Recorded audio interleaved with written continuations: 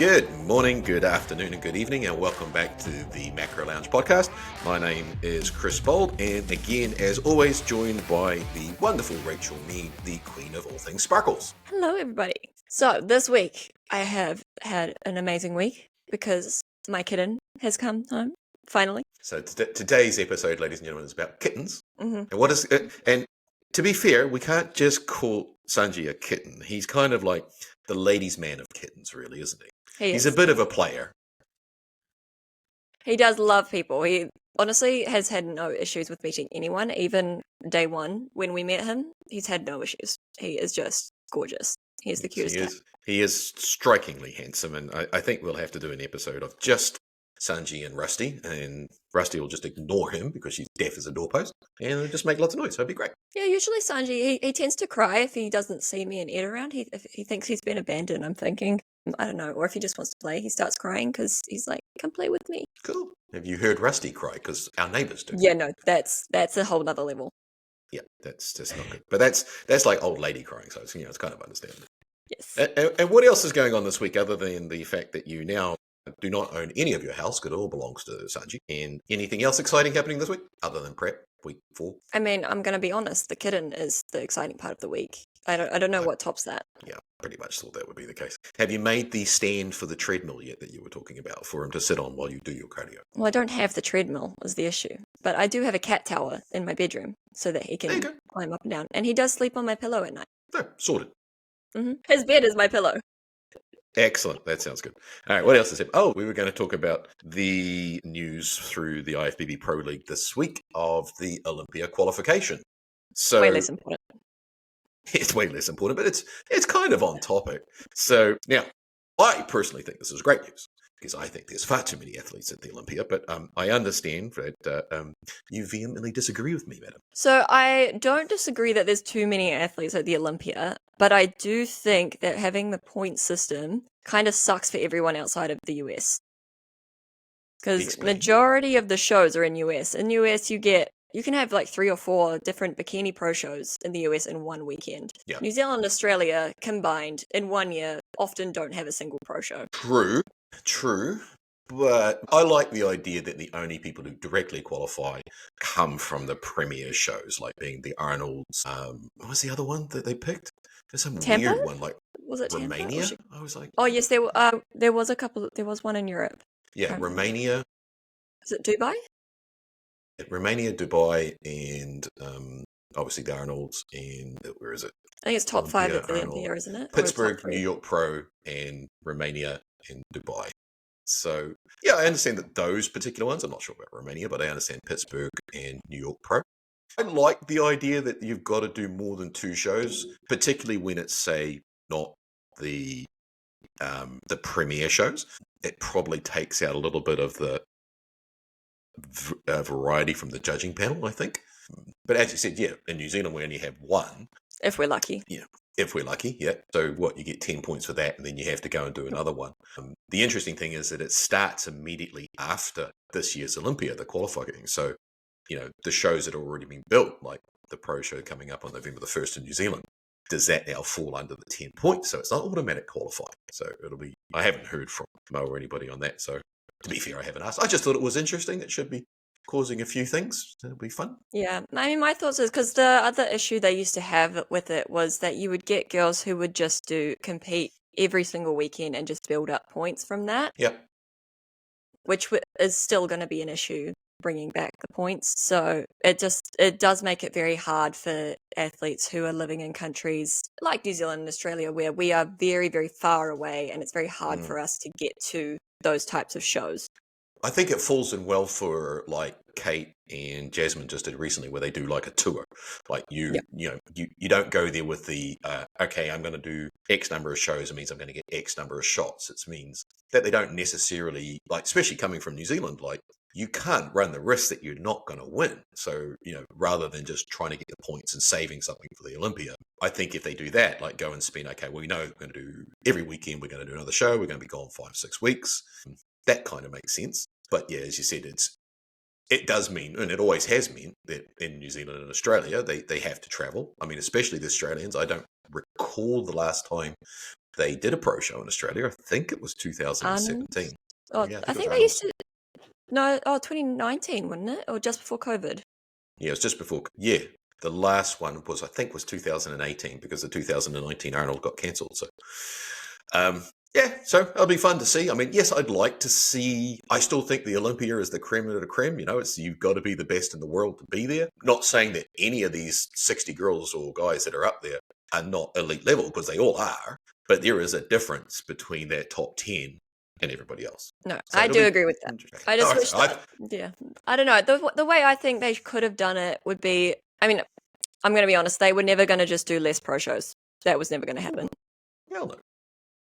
That would be the best option, is to limit the amount of pro shows, but that wasn't going to happen. The other way they could have done it is to make almost like a pro level regional national type of situation where you have certain shows that qualify you for the Olympia and then shows that qualify you for those shows. Yeah, it's almost like if you think about it, like in, say, American sports, I guess in New Zealand as well, you've got the minor leagues and the major leagues. So, you're not quite good enough for the Olympia, which is, the majors, but, you could get called up. You do well enough, you go up to the next level. Actually, I think that's a bloody good idea, Rachel. We should send that off to Jim and Tyler Mannion and see if we get told what to do with our ideas, which we probably will. Anyway, I think it would have been a better way to do it, in my opinion. I think that's a brilliant idea. I think we should put that out there forthwith. If either of the Mr. Manions listen to this podcast, highly unlikely, but hey, stranger things have happened. So what are we talking about this week? I think we are talking about discipline and motivation, because we're getting into the thick end of, or the tail end of prep for a lot of people, because the competitive season in New Zealand's really kicked off in the last week. Well, that was something we didn't talk about. Just in this last weekend, we've had quite a busy weekend in the competitive world of bodybuilding. We had the FMG New Zealand Pro-Am up here in Auckland at the Aotea Centre. Looked like there was a hell of a lot of athletes. I didn't really follow it very closely. I don't know of many New Zealanders that were in it, but the quality of the athletes competed looked really, really strong. And then there was also the WNBF Pro Qualifying event at Auckland, which I think is the first time in several years that we've had a WNBF, the World Natural Bodybuilding Federation show. So again, from what I saw, quality looked good. I didn't go to either of those shows. I was having dinner with my mother before she took off for a 9-week holiday, but busy. So, motivation and discipline. I think it's a fascinating subject because everybody sort of puts the two together, but I think, everyone loves talking about motivation, but the reality is it's quite fleeting, right? It's like, it's sexy when it's there and it's devastatingly crushing when it's not. And every athlete, from first-timers, juniors, right through to the Olympians, they have days when they just don't want to do the work. Yeah, no. Discipline and motivation are two very different things. They work together, but motivation does fade. You're not always going to feel motivated. Even pros don't always feel motivated. People have been doing this a long time, like 10 years even. They still don't feel motivated all the time. Discipline is very important to have on those times when you're not feeling super motivated. Yeah. I frequently say discipline is the foundation and motivation is the dressing. You can't do one without the other. But if you think just being motivated is enough to get to stage, you're already in trouble. We all start prep with and then get to the 3-5 week mark and it gets tough. Sometimes health is compromised. So if you think that motivation is enough, you're already in trouble. Yes, no, there's some warning signs for when you can see that motivation is fading, but at that point, you do need to rely on discipline to get you through to the next part, like the rest of prep, because you're not going to feel motivated when you're really hungry at 3-4 weeks out. You're not going to feel very motivated at all. Pretty much asking for trouble. So hopefully today we can sort of pull that curtain back a little bit on motivation, why it fades, what the warning signs are, how to reignite both motivation and discipline, because sometimes discipline goes as well. So hopefully we can talk a little bit about some of the tools that you'll need when you're eyeball deep in prep, you're hungry, you're tired, and you're wondering why the hell you signed up for this stupid idea in the first place. I'm going to be honest, I feel like I'm pretty, specially qualified to talk about this as a ex-competitive swimmer, because it's so much worse than bodybuilding. You don't feel motivated at 4 o'clock every single morning of the year. Prep is only usually, you don't have to get up at 5 a.m. every single day of the year. During prep, but the rest of the year, no. Swimming, you do that, you get 2 weeks off a year. I don't feel motivated at getting out any day of the year at 4 a.m. in the morning. I can tell you that right now. But motivation, it's not there every morning. It's not going to knock on your door. Sometimes you just got to drag yourself out and you got to do it. So we all know it fades, but why does it fade? Usually, I mean, to be honest, it's like motivation's never, it's not meant to last. It's the feeling of motivation, it's not supposed to last. It's just like, yeah, let's push through this one little thing for a short amount of time. If you were forever motivated, you'd be superhuman. And probably be randomly drug tested. That too. But yeah, it would be just insane to be forever motivated. No one is motivated all the time. It's not possible. It's not possible. And especially, yeah, in prep when you're hungry, like, you're tired, you've been doing cardio, at that point, you don't want to do it anymore. Your body is telling you to stop. If you're tired and your body's like, hang on a second, we need rest. If you're hungry, your body's also like, okay, we need rest and food. Why are you burning more calories at this point? So everything just feels harder and you're not going to feel motivated at that point. Yeah. I mean, it also, you have an off-season slump. You know, you're not, it's a lot harder to be motivated in the off-season, or the growth season, as I prefer to call it, because you don't have a deadline. It's really easy to lose that focus. You're not thinking, okay, I'm X number of weeks out, you know, unless you're thinking, okay, I'm X number of weeks out before I can start prep because I'm sick of eating all this freaking food. I do that. Exactly. I wasn't aiming that directly at you, but it was implied. But also, when you're in that growth season too, progress feels slower. You build muscle doesn't happen as quickly as losing fat. Like, you don't notice it as quickly. You know, if you're gaining anywhere from, I like to walk on around 0.5 to 1.5% in a month, which 1.5 is pretty good and 0.5 is probably normal. It's not the same as losing a kilo of fat in a week or so. You're going to lose that motivation because you're just not going to see it. I'm going to go back to your point on the math of X weeks to start prep. That is actually a great way to help stay motivated. Well, that's true. This is something I learned again from swimming, is when you've got something that's like a really long period of time, instead of being like, okay, I'm 52 weeks out from my show. That's a long time. At that point, you're like, yeah, that's forever. So then you break it up. You've got, okay, so I am 4 weeks out from being 40 weeks out from being, like, you just break it up and you just kind of make little milestones in the middle there. And then you just go like, I'm halfway towards being halfway there. Is it a good halfway? Is it a bad halfway? Is it good that I'm starting prep, or do I want to start? Yeah, it's a very, very complicated. But it's a lot of math. Yeah, it's other things that can cause motivation is just general life stresses. If you've got a stressful job, especially, like, it's really, really difficult to keep going in prep. Like, obviously, you need to be able to do your job. Like, you need to be able to function to do your job, and it does get very hard to do both. Prep itself is almost like a full-time job, and then you're also working your day job that you cannot get fired from because we need money to survive. We need money to buy sparkly bikinis. Let's be real. It's about the sparkles. That too. It's all about the sparkles, which does give us motivation. Definitely. Absolutely. But yeah, no, you're probably a little bit broke as well from paying for said sparkly bikini and said show and gym memberships, everything else. Like, it does become all very stressful because you've got a lot of things that you're paying for. You've got not a lot of time. And then it means you don't have a lot of time for your friends and family. So yeah, everything does build up quite a lot on prep, which does, again, drain that motivation down quite a lot. Yeah. It's, as you said, it's balancing job and family obligations and financial pressures. They can make bodybuilding feel like it's just too much. And that's when the discipline comes in, as opposed to just motivation. But another thing that can affect motivation is, and we talked about it just recently in one of the episodes recently, about social media and comparison burnout. You know, scrolling through highlight reels of, you know, what prep was, you know, 20 weeks ago, seeing other people's progress, like they're saying, here's my booty gains, and you're like, oh, I don't get that. It's, again, that's the positive and negative side of, you know, social media. Yeah, so I was just looking for what actually does motivate you as well is really important. So recognizing, okay, this actually makes me feel motivated, this does not. So something that used to really help me back when I used to feel hungry, I miss those days, I do. I did really like doing like carb cycling. So like, let's say I had 2 low carb days, I could then be like, yeah, let's push through to my high carb day. Even though overall it was the same amount of calories, it doesn't matter. For me, like the psychological benefit of having the extra 200 grams of rice or whatever on that third day, I'm like, yes, we got this. This is great. That's called gym math. That's like when you have a 5 kilo plate on the bench press and 2.5. It's not the same. It's not the same. Gym math. Feels different, okay? Yeah, damn it is. The thing is, look, motivation fades because you're human, not because you're weak. You know, We can't all be 100 miles an hour all the time. You know, that's why they call it the grind, right? It's meant to test you. It's how you get through it. There is actually a really great video on YouTube called, it's got like two names. So it's either called the Rise and Shine or just the Grind. It is like kind of like a swimming video, but like if you just listen to it, I used to listen to it every morning when I woke up. It was basically my alarm. So me getting up for swimming at 4 a.m., I'd be listening to this Rise and Shine. It's the Grind. I actually had it memorized at one point because it was just so like, yep, this is the reason why we're doing this. We've got this.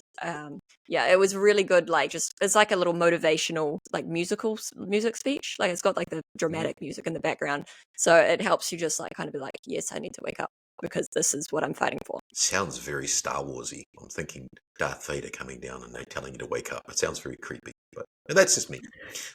I go to dark places. I mean, the thing is, you can't out motivate all of the things about life. You know, stress, hunger, all that sort of stuff. You have to have systems in place.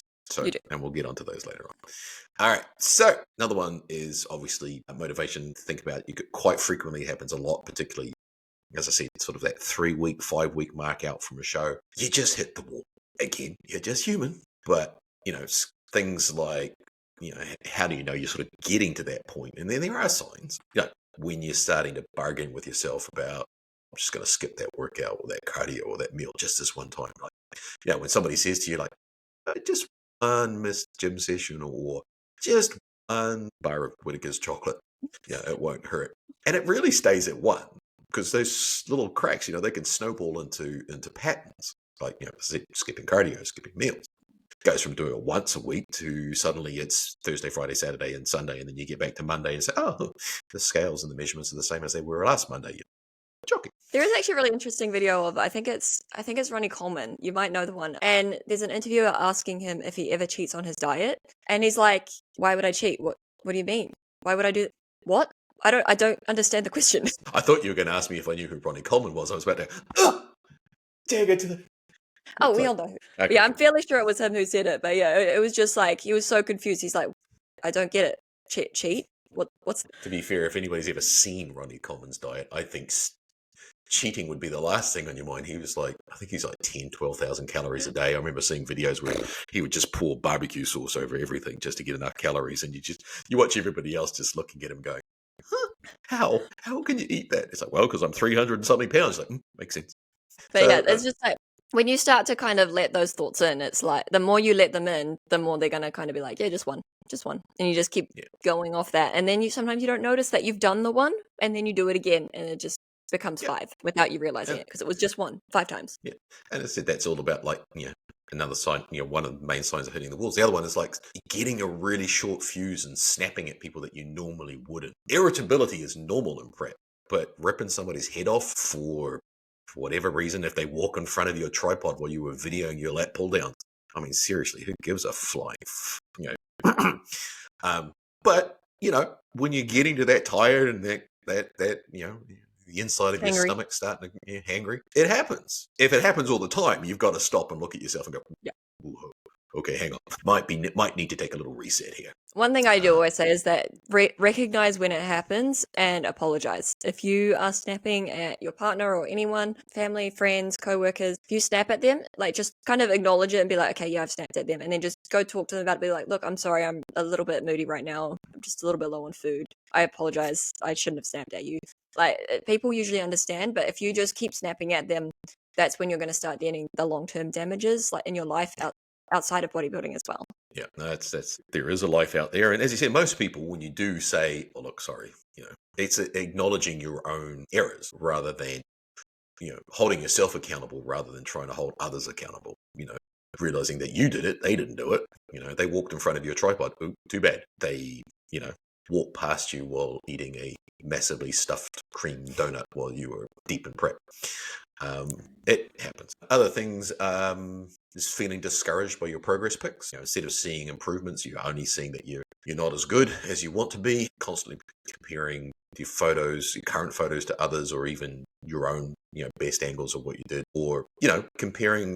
I just don't like the whole comparison to other athletes because you don't know their journey. You don't know the path they took. They might have been on a much longer journey than you. They might have done a good off season and you did. Just you know, I mean, we're all guilty of it. I mean, we mentioned the other day, Rachel, you did it yourself. You're like, oh, I'm like, hang on, let's put the same stage together. What do we say? So it is also good to even look at, rather than just, okay, I was X amount of weeks out, also look at the weight. So be like, okay, so 1 year ago at the same weight, this is what I looked like, rather than also just even week to week, that's too close, you're not going to see much difference. But if you go like a full year, be like, okay, at the same weight or at this X amount of weeks out, this is what I look like, then you should see a lot more difference. And if you don't, ask your coach. Together and say, now look, mm-hmm.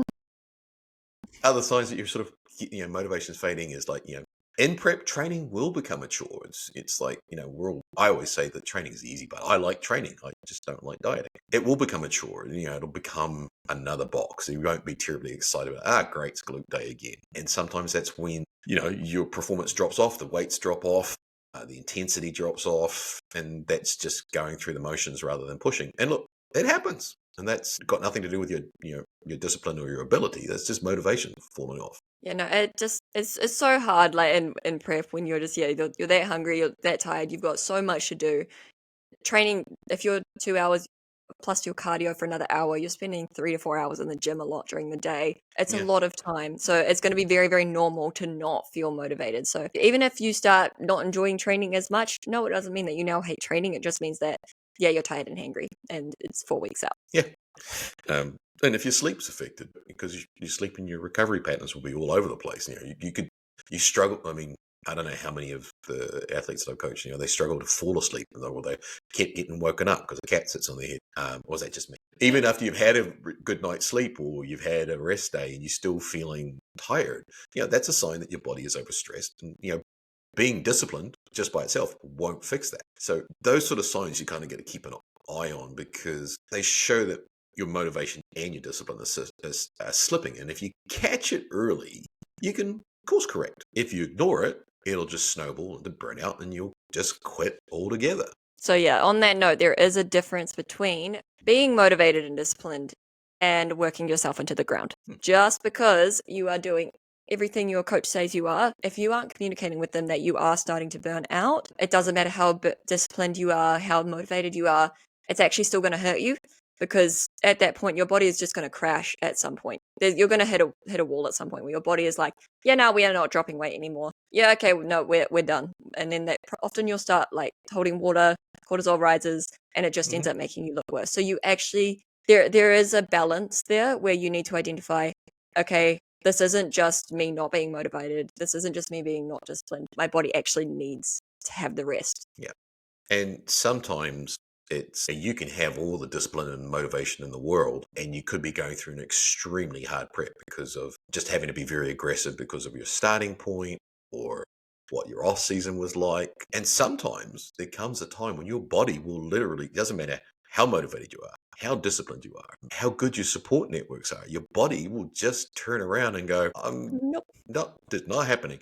And sometimes that's when the motivation side and the discipline side really come important, because that's when you have to look at what the goal is and go, I'm doing everything I can. And the best laid plans doesn't mean it's going to work, because something can come up. And that's when you have to have that discussion with yourself, your support networks, your coaches. And, we all know prep is supposed to be hard, but it shouldn't feel impossible every single day. And if it does feel impossible every single day, then it's okay to have that discussion, because you can have all the motivation you want in the world and all the discipline, but sometimes your body's just going to say, I'm not doing this time. And that's okay. There's always another show, right? Yeah, you need to recognize that. You can't just continue going when your body is just fighting against you. At some point, sometimes your body is just like, nope, we out, we're done. So at that point, doesn't matter how motivated or disciplined you are. So there is a little bit of balance there. It's also a sign of how you deal with that. You can blame everybody under the sun. You can blame yourself. You can blame your support network, your coaches and stuff like that. But the reality is sometimes it's just the reality. And the best laid plans and reassessments and all that sort of carry on, unfortunately, everybody's different. You just don't know what's going to happen. And then it's not worth trying to crack it with a sledgehammer when all you're going to be doing is just trying to hit on freaking a solid piece of rock, and it ain't going to move. So, yeah. So Rachel, you've probably had, you've had a lot of experiences through swimming and competing over the years, but like we all sort of describe motivation as being something different, right? When you think of motivation, how would you describe it to our fellow competitors out there? Well, as someone who took some psychology papers in university, there is two types of motivation. Here we go. So, I had to do sports psychology in uni, so it is something that I have done. So there's two types of motivation. So there's intrinsic motivation and there's extrinsic motivation. Extrinsic motivation is when you're externally motivated. So something outside is motivating you. It's like your new bikini arrives. Okay, now I'm motivated. I got a medal. Now I'm motivated because I get a medal. Whereas intrinsic motivation is more like a sense of accomplishment. So, yes, I did that thing. Damn, I'm so proud of myself for doing that. Intrinsic motivation will get you a lot further, but it is a lot harder to find. Very easily to just be motivated by like, oh my god, there's pretty sparkles. That's very easy, but it does go away very quickly. Whereas intrinsic motivation, it's the sense of accomplishment, the achieving a goal that you're like, cool, I did that. That's amazing. Like, how awesome is that? Much harder to find, but it will last a lot longer. Would you say it's more emotionally driven or physically driven? Emotionally? Yeah, I'd say so. I mean, I'm emotionally driven by large amounts of lemon meringue pie and food and all the stuff that I shouldn't have. But that's still external motivation. Okay, there you go. Cool. Which is not terribly reliable. No, it is not. Yes, so that's why we say extrinsic motivation. You can make it happen, but intrinsic is going to be the one that keeps you long term. If you're just motivated by, I get food next week. That's next week comes and goes, then what? Yeah, that's true. Next week comes and your coach cuts more calories out. Yeah, that one's brutal. You're like, surely a refeed, calorie cut, and you're like, what? What the fuck? I've been doing so good. It's like, yes, you have, but guess what? You're actually smaller now, so you need less. Okay.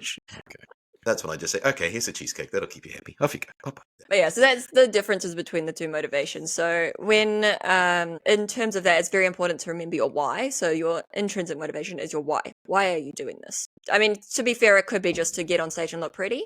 That's going to be an external motivator. But generally, the people who stick around the longest in the sport, it's because they love what they can accomplish. They love being like, look at how much I have improved and just seeing how far they can push themselves and what they're capable of. And that's generally where you get the best kind of, I guess, motivation. It does actually help with discipline too. So, which sort of obviously, the next part of the equation is obviously discipline, which I find discipline it's more system driven. It's habits, routines. It's something you can do regardless of your mood or feelings. It's like having the discipline to do cardio every, whenever, like if it's fasted cardio or later on the day, it's like that's a habit of doing it, or having the discipline to do your check-ins on a regular basis, update your all the data. But the problem, I'm not pointing at you. You tease me with little bits of like, okay, yes, I've updated my check-in sheet. I'm like, yes, and I look at it and go, some of it. What? Yeah. If we were to do this if we were grading on the curve, it'd be fine. But yes. Anyway, I guess the biggest thing about discipline is it isn't infinite. You can have all the discipline and all the habits and talent, I guess. But with fatigue and stress, it can just chip away at that.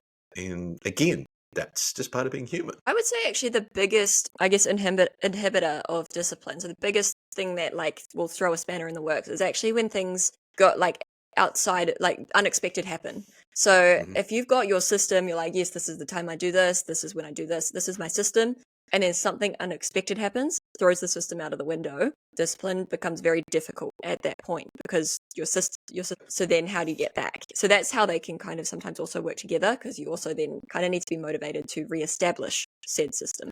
Yeah. And discipline is definitely, it's a learned habit, But like I like to say, motivation starts the fire. Discipline is what keeps it burning, because you can have all the motivation you want to start off with, but as soon as if you don't have those systems and that discipline and those habits in place, it's not going to last. Yeah, I do find the most consistent athletes, it's really interesting because it's literally just not in their brains to not do it. It's just not an option. Like Ed, my partner, he's one of the most like disciplined people you will ever meet. For him, not training is just not an option. And it's really funny because sometimes I'm like, okay, well, we need to do this. Can you help me this? So he's like, what? No, I've got training. I'm like, you are your own coach. You can move your training to another time. And he's like, no, I train at this time. And it's almost like he's got like a work appointment or something. It's like going to work for him. He has to do it. And it's really funny because, I'm just like, I need to train too. He's like, yeah, but I've got training. That's when you just start sneaking into his calendar and just move that little pocket there. But yeah, most disciplined people, yeah, they've definitely got their set system, and it's just like, it's just not an option to not do it. You have to get up and do it. Yeah. Your alarm goes off, you get up. There's no thought of, I could sleep in. It's just like, no, just get up. That's true.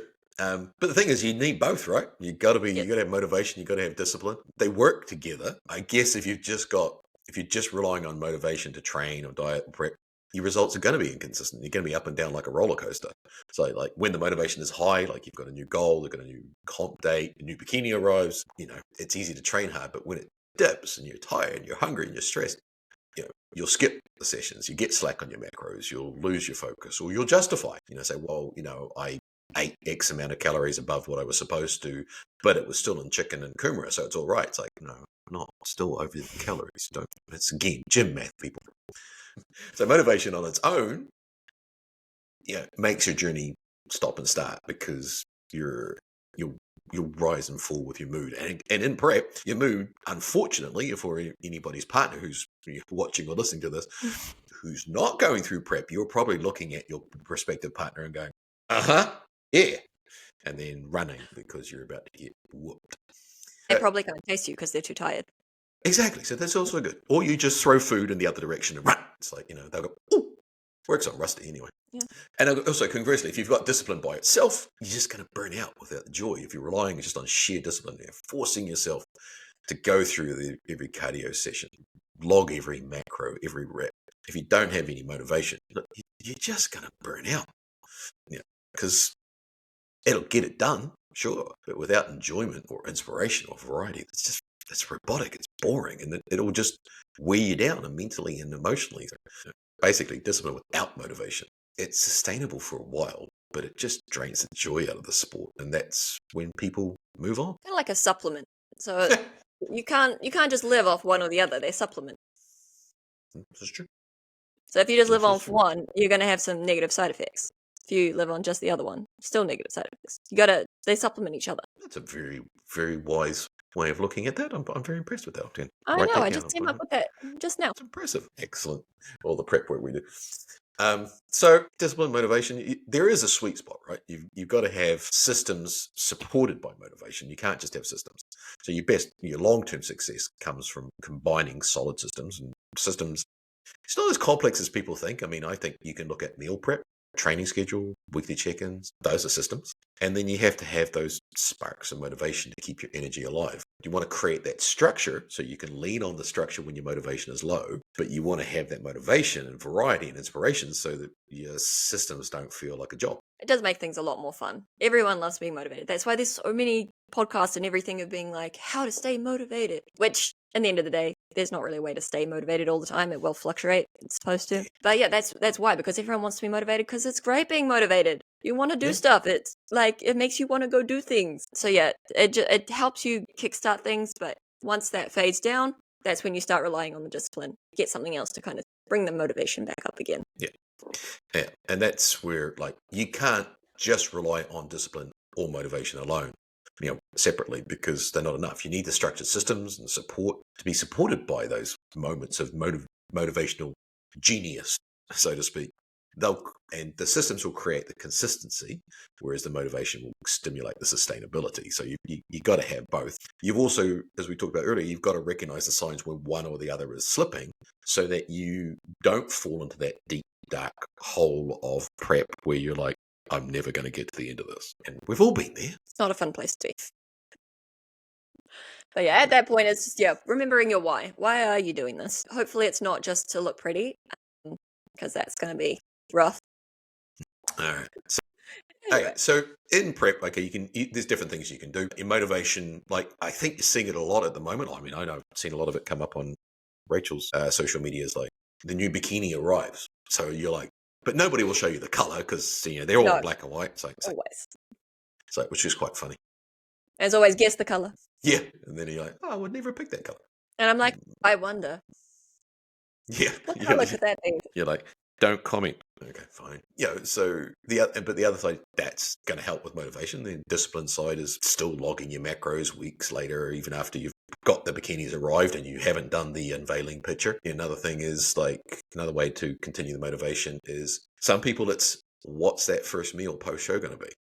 It's probably not the healthiest way to do it because it could sort of get things I going. wouldn't recommend spending too long thinking about that. Usually, my recommendation is just wait till show day and see what you feel like. Because often, if you spend ages planning, like, yeah, I want this particular, like, I want all this food, this food, this food. And then on the day, like, you start eating a little bit, like, maybe you have a cookie backstage and you're like, I don't really want all the rest of that anymore. So just wait till see what you feel like. You just never know. So everybody's when it's you start to get that FOMO right now, right? Like you're seeing these people starting to get prepped. So motivation is like you see this and you're inspired by them, and you're like it makes you want to sign up. You say, I am gonna do that. So the number of people when comp season really starts to kick off is suddenly like my inbox is just ping, ping, ping, ping, ping. I want to do a show next year. I want to do a show next year. And you're like, can we finish with these ones first, please? Message me after the season, please. Yeah. So the motivation is the sexy part, right? It's the discipline is the boring part. When you go, you do realize how much cardio and how little food these people have just been going through to get to that one picture that I don't care, I want to do it. You're like, all right. Right now you do. You do now, but will you then? This is true. Which I guess brings us to the next segment is some strategies of how motivation slips as you're going through either prep or growth season. It can slip, for whatever reasons we talked about. But how do you reignite that motivation? So how do you reconnect with your why when that motivation fades and you sort of forget why you started? You lost that focus on the sparkly bikini. Your why could be stepping on stage. It could be improving your health or proving to yourself that you can actually do it. So when you forget, go back, look at it, write it down, share it with your coach, share it with your partner. A lot of people post it on social media and say, this is my why. But also don't be worried if your why changes, because it will. And that's okay. What else can we do, Rachel, to reignite that spark? The biggest thing is, again, going to be that why. I used to do a lot of things with swimming, especially. Like, I find doing an intense, like, individual sport has really helped because, like, team sports, you don't really have to be as motivated and disciplined all the time. Like, you've got your team there to kind of help cheer you on, whereas individual sports, you don't have that. So you can visualize what is it going to look like when you're on stage. What's your routine going to look like? How is it going to feel? That can really help because it's kind of imagining, yes, this is the feeling I'm kind of looking for. You can think like, I'm in prep, guys. I lost my train of thought. That's all right. But yeah, visualization's really good. Journaling, that's another thing I used to do is I would actually write down, okay, these are my long-term goals. This is what I'm working for. Sometimes I'd even like draw out, this is the look I'm going for. So you can draw some epic like cap shoulders or some good tie-ins. Can be good for also that visualization if you're not just an imaginary person. I know some people will set like Olympians and stuff as their screensavers so they can look at it and be like, yeah, this is what I'm working towards. Or I just have posters and stuff. Like, I mean, depends on if it's going to be a positive comparison. If you find that you look at that and you're like, I'm never going to get there, then obviously that's not a good idea. But some people will look at it and be like, this is what I'm fighting for. This is what I want. So yeah, remembering those things is going to really help with kind of helping that motivation and discipline stay in place. Yeah. And another thing, obviously, is the accountability, whether it's with your coach or your community or your partner. Having that external accountability, so not just being accountable to yourself. So that helps you when your self-drive dips. Whether it's being honest with your coach during your check-in, having if there's a group chat going on or you got training partners, they all help create that structure that can just help nudge that motivation when it's just dipping a little bit. It only takes one person to say, "Girl, you're looking great," or just even again, if it's your coach saying, okay, well, look, you've dipped down a little bit of motivation here, you're struggling with sleep, there's all these, signs going on. Let's just look at a little bit of a reset, bring the calories back up, do whatever, change the training program around. Sometimes it is just a case of like, okay, well, let's just get rid of Bulgarians and we'll throw something else in to torture you. Oh, please. I was talking to everybody else, Rachel, except for you. Mm-hmm. Yeah. Anyway, reestablishing discipline. How do you do that? Routine falls out the window. Something unexpected has happened. We've gone away. What are we going to do about it? Honestly, if you're not perfect and something falls out of place, like let's say you can't make it to training one day, it's not the end of the world. It doesn't have to be a domino. Just reset, go back the next day. Sometimes if things go out of the window for one day, that's okay. And you just kind of need to move past that. And then the next day, go back into it. If it's too much to go fully back into something all at once, so for example, let's say you're starting prep, a little bit at a time. So I said, like PT clients, for example, you're not suddenly expected to go to the gym 6-7 times a week. Start with something small. I know, right? A first time person, like never steps in the gym, they should be there every day. Damn amateurs. Start with smaller if you have to, and then build it up. So build the habit from, let's say you're doing your macros, you're hitting your macros every day. That's your one thing. The next thing that you hit, you start actually doing all of your cardio. Is just build on it. It doesn't have to be slammed all at once. Build on your routines. If you have to, use a diary, plan it all out. I used to schedule everything, so I had alarms go off. Because now, luckily, I'm working from home. It makes my life much easier. But when I was working, I had to have alarms going off to do everything at certain times. Getting back into just daily habits. Again, do it slowly if you have to, but don't panic if you have a day where you can't do something. Yeah. I mean, break it into non-negotiables. You've got pick 2 to 3 daily tasks that must be done. But if it's, for example, I don't know, macro tracking, if you can't be held, hold yourself to all of them. But say if you're tracking your macros, but that you miss that, but you still hit your water and you still get your steps in or your cardio, and it's like, okay, well, just working on. The other one is you got an accountability reboot. Tell your coach or your teammate or the group, the community you're part of that you've slipped, and honesty resets expectations. So public accountability. I don't necessarily big fan of doing that all the time. Some people are. They'll post it up on social media and can help reignite that discipline. I think you have to be a particularly strong person to do that if you're relying on external sources outside of your immediate support network. But sometimes it's also okay to admit that you missed a session or there was something where slightly haywire. Yeah, definitely. It's actually good, I think, when people do admit that they haven't been able to do something, because you often don't see that on social media because they're highlight reel. But yeah, because pros struggle too. But all the top athletes that you're looking up to, there will be days where they haven't been able to hit their macros. They haven't been able to do all their cardio. There's days when they're not motivated. Sometimes they don't show it, but they are human and they do have those days. So just remembering that is also really important. Yeah, no, 100% agree. I mean, there's a difference between discipline and willpower too. It's like everybody assumes that discipline is willpower, but it's not. Discipline is how you shape your environment. You can have all the willpower. Willpower is more emotional. That will fade. Somebody will wave something under your nose and you'll just crumble. See, my one at the moment is obviously the universal law, right? So everyone can back me up on this. The universal law that if a cat is sleeping on you, you can't move. You have tried that recently. But it's a law. Okay, let's put a vote to this and we will see what the people say. I feel that I'm probably going to get outvoted on that, so I should just quit while I'm ahead. Any cat, especially a kitten, he's just a baby, is sleeping on you. You can't wake it up. At that point, it's not motivation or discipline. It's just universal law. Welcome to my world for the last week. How long does this last for, by the way? I'm just checking. I mean, he's 14 weeks old now. I just want to try to establish a time frame. So I have been discussing this with Ed, and we've been saying, well, how long is he just a baby? And I think the consensus is forever. He's always just going to be a little baby, even when he's like a meter long, because he's a Maine Coon. Yes, he's basically a tiger on. He's just. Yeah, no, my willpower crumbles when I look at that cute little face. I go to leave the house and I see his cute little face and I'm like, but he's so cute. I can just stay here and pet him. What else can we do to get back on track? Okay, you got. I'm a big fan of reward the effort. You know what I mean? It's not about perfection, so don't punish yourself when you slip up. If anything, if you slip up but you bounce back, celebrate the bouncing back. Like, I fell off. Something went wrong, but hey, I got up and I kept going. It's not. Some people have this, it's an all or nothing spiral. They just get into, something is not right. They're not progressing like they should. They're not happy with the look or whatever. And they just spiral into this vortex of just doom. And unfortunately, they'll try and suck a lot of people with them. So reward the effort, not the perfection. It's not about being perfect. It's just about coming back faster every time you slip up, because you're all going to slip up. We all do. It's just being human, right? You just got to get back into it and keep going. And that's all you can do in prep. Yeah, I mean, there's lots of myths in that about motivation. As Rach said, everybody thinks that the pros are motivated all the time. No, they're not. They struggle just like everybody else. People think, as I said, motivation is willpower. No, it's not. Motivation is about systems, accountability, and habits. Telling yourself if you want it badly enough, you'll always feel driven. Passion doesn't cancel out fatigue or stress or a health issue. It's just, you can find all these things out there people tell you, but the reality of it is, you got to have discipline and motivation in order to get to where you want to go. Like rewards mean you're weak. It's like you hear cheat meals or refeed meals or all that sort of stuff. Just because you have one doesn't mean you're weak. It just means you hit a goal. It's not. Just be nice to yourself.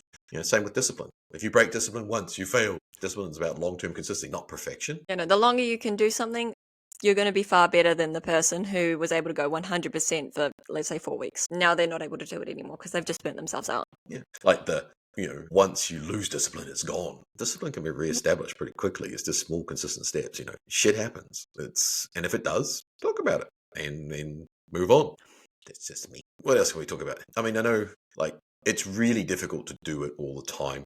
And, on a personal level, I frequently, discipline has never been my problem. I've always been pretty structured and pretty driven because my background is in running large 5-star hotels. And we have plans. We would plan, every single possible variable that could happen. So discipline was always something that came natural to me. Motivation, I will freely admit, I frequently struggle with because, it's like, a lot of people get really motivated when they come back from watching a show. And you can ask Valerie about this as well. It's like, I would frequently come back from judging a show and be the exact opposite. I would come back even if I was in, regardless of the shape that I was in, most of my friends are Olympians. And compared to most 55-year-old men, you go to the gym, I'm doing all right. But when you're hanging out with guys that have been on the Olympia stage multiple times, you're like, I'm a fat fuck. And you're watching all of these people on stage. I generally come back from shows just defeated. It takes me at least a week to come back. Discipline? No, that's fine. I can do that. It gets knocked by it. Quite frequently during the competitive season, my training regime really slows down because I go to a show, come back, and I'm like, why am I doing this? I'm 55 years old. Why am I standing here, worried about how I look next to, the current Mr. New Zealand? It's just, but my motivation side just goes, you're worthless. Am I? No. Fortunately, I have friends and family, particularly my wife, who just every now and again, they reignite that motivational spark in me. But I'm only human. So, I know you've had the same things, Rachel. You've had issues where, things are up, things are down, right? Yeah, usually, honestly, my issue is just things getting thrown into the works. Obviously, working with bikinis, I'm often getting unexpected things happening. I do like to have a very set schedule so discipline, because again, coming from swimming, it's like you have your set schedule, this is what you do at each certain time. But then I'm getting messages like, oh, can we sort this out? Can we do this? And I'm getting new things thrown into my schedule all the time, which I find very difficult to juggle. So it's finding what works best for you. How can you balance everything that's going on and then have that discipline as a base, but also kind of bring up the motivation at the same time? It's going to be different for everyone, just depending on also, what's your background, what's your job, how's your life structured. But at the end of the day, you're not going to be motivated forever. And also, you aren't going to be able to just rely on discipline because things will get thrown at you. Sometimes some people will have more curveballs than others. Some people have very consistent jobs, and it's nice. But most people, especially people with kids, it's going to be very hard to have one set structure all the time. You're going to have to be a little bit flexible. So making sure that you just, come back, rely on both. What do you mean some people have kids? I have like 40 of them. They're all problem This children. is true. This is why I have no hair. Again, I say it's a fashion choice, but I do have to accept the fact that what is there is, lacks a lot of colour. Well, you can't blame me for that one because you had no hair when I met you. Good point.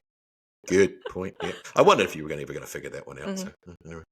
Yeah, I suppose we should wrap this one up. I guess the thing is, remember, look, motivation fades, but your tools can help bring it back. So rely on your tools and your systems. Lean on those systems. Lean on your community. Lean on the accountability. Self-accountability, I think, is critical. You can't hold everybody else accountable if you're not going to hold yourself. And the only way not quitting is the only guarantee that you will not make it. Other than that, if you don't quit, there's always a chance. Yeah, it's about effort. It's not about like have you succeeded or not. It's like how much effort have you put in.